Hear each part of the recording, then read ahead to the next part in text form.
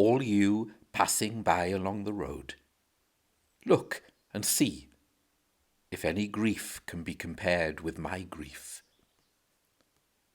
He makes me dwell in darkness like those sunk in death. O God, why have you abandoned me? O my people, how have I grieved you? Answer me. Lord, have mercy. Remember me when you come into your kingdom.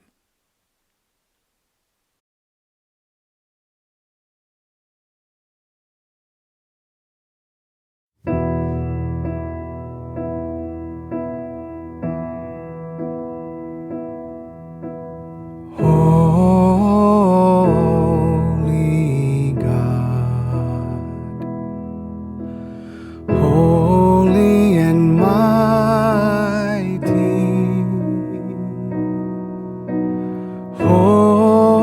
holy immortal one, have mercy, have mercy on us.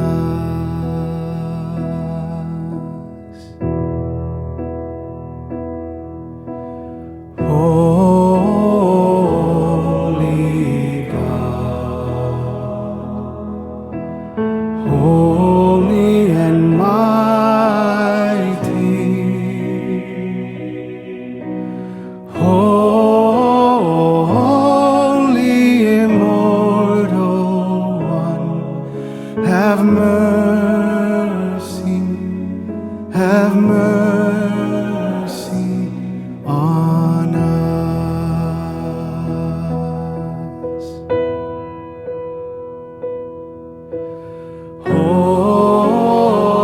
Holy God, holy and mighty,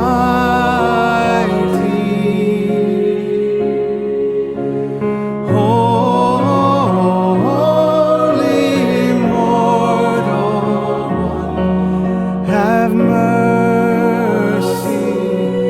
have mercy, have mercy,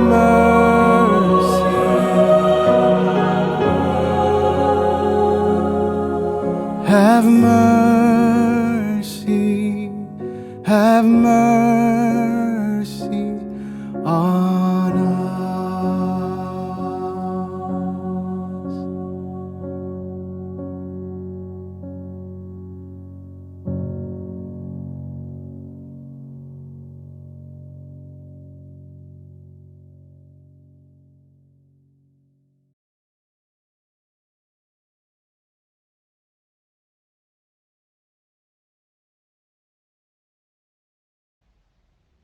My God, why have you forsaken me? Why are you so far from helping me from the words of my groaning? O my God, I cry by day, but you do not answer, and by night, but find no rest. Yet you are holy, enthroned on the praises of Israel. In you our ancestors trusted. They trusted, and you delivered them. To you they cried and were saved. In you they trusted and were not put to shame. But I am a worm and not human, scorned by others and despised by the people.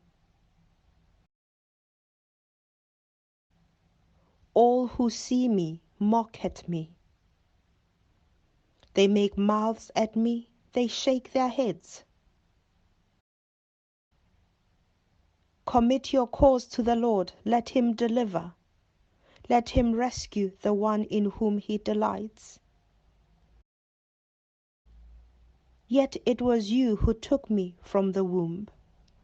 You kept me safe on my mother's breast. On you I was cast from my birth, and since my mother bore me, you have been my God. Do not be far from me, for trouble is near, and there is no one to help.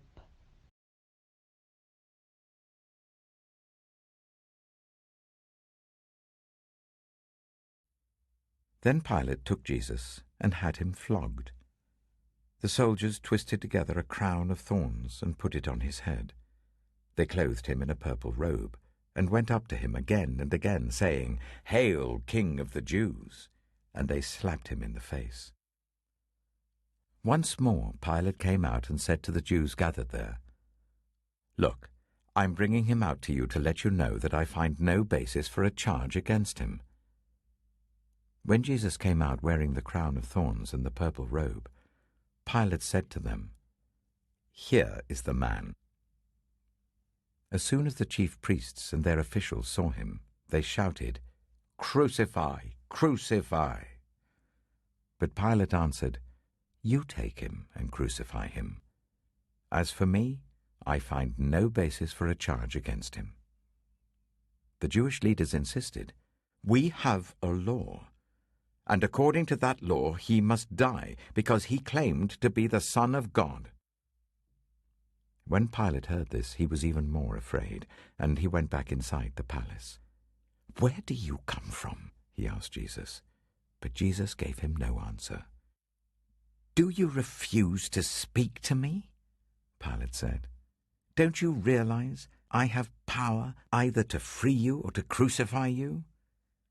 Jesus answered, "You would have no power over me if it were not given to you from above. Therefore the one who handed me over to you is guilty of a greater sin." From then on, Pilate tried to set Jesus free, but the Jewish leaders kept shouting, "If you let this man go, you are no friend of Caesar. Anyone who claims to be a king opposes Caesar." When Pilate heard this, he brought Jesus out and sat down on the judge's seat at a place known as the Stone Pavement, which in Aramaic is Gabbatha. It was the day of preparation of the Passover. It was about noon. "Here is your king," Pilate said to the Jews. But they shouted, "Take him away! Take him away! Crucify him!" "Shall I crucify your king?" Pilate asked. "We have no king but Caesar," the chief priests answered. Finally, Pilate handed him over to them to be crucified. So the soldiers took charge of Jesus. Carrying his own cross, he went out to the place of the skull, which in Aramaic is called Golgotha. There they crucified him, and with him 2 others, one on each side and Jesus in the middle. Pilate had a notice prepared and fastened to the cross. It read, "Jesus of Nazareth, the King of the Jews." Many of the Jews read this sign, for the place where Jesus was crucified was near the city, and the sign was written in Aramaic, Latin, and Greek. The chief priests of the Jews protested to Pilate, "Do not write the King of the Jews, but that this man claimed to be King of the Jews." Pilate answered, "What I have written, I have written." When the soldiers crucified Jesus, they took his clothes, dividing them into 4 shares, one for each of them, with the undergarment remaining. This garment was seamless, woven in one piece from top to bottom. "Let's not tear it," they said to one another. "Let's decide by lot who will get it." This happened that the scripture might be fulfilled that said, "They divided my clothes among them and cast lots for my garment." So this is what the soldiers did. Near the cross of Jesus stood his mother's sister, Mary the wife of Clopas, and Mary Magdalene. When Jesus saw his mother there and the disciple whom he loved standing nearby, he said to her, "Woman, here is your son." And to the disciple, "Here is your mother."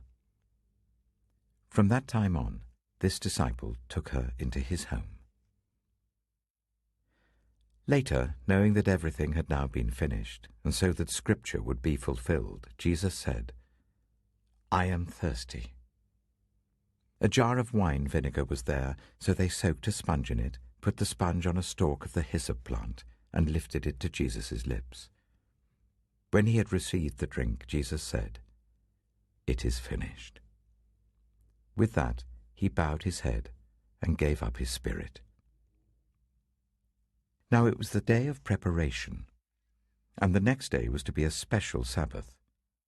Because the Jewish leaders did not want the bodies left on the crosses during the Sabbath, they asked Pilate to have the legs broken and the bodies taken down. The soldiers therefore came and broke the legs of the first man who had been crucified with Jesus, and then those of the other. But when they came to Jesus and found that he was already dead, they did not break his legs. Instead, one of the soldiers pierced Jesus' side with a spear, bringing a sudden flow of blood and water. The man who saw it has given testimony, and his testimony is true. He knows that he tells the truth, and he testifies so that you also may believe.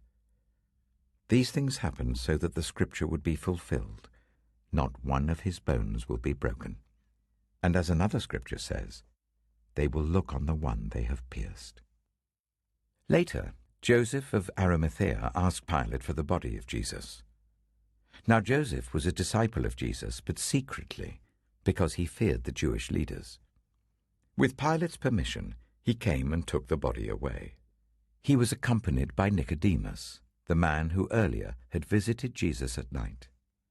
Nicodemus brought a mixture of myrrh and aloes, about 35 kilograms. Taking Jesus' body, the two of them wrapped it with the spices in strips of linen. This was in accordance with the Jewish burial custom. At the place where Jesus was crucified, there was a garden, and in the garden a new tomb, in which no one had ever been laid. Because it was the Jewish day of preparation, and since the tomb was nearby, they laid Jesus there.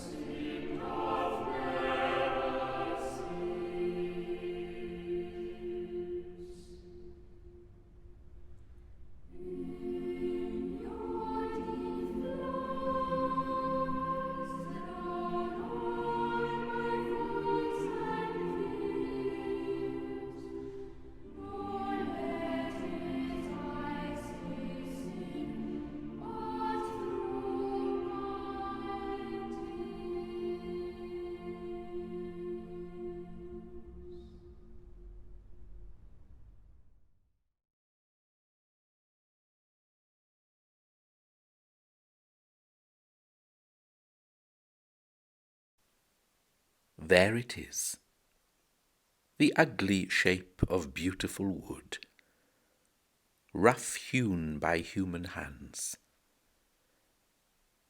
Lord, where are you now? And there it is, a tight-shut tomb, a borrowed grave, sealed with stone and silence. Lord, where are you now?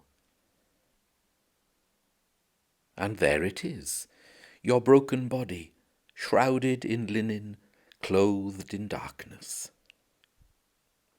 Lord, where are you now?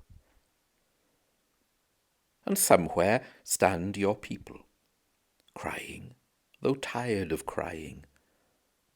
Their eyes sore and bloodshot, they will not sleep tonight. Lord, where are you now? And out in the streets the children have stopped their playing, the sound of music has gone sour, even the unlikely folk fidget and wonder. Lord, where are you now? And here are we, saying, if only, murmuring, surely not, counting the cost, for once, of our carelessness and our lovelessness and our sin, trying so vainly to gain all, we've bartered you away in the transaction. We have lost the one who found us. With the Peters and Marys of all time, we wait, for only you can tell whether we are worth rising for.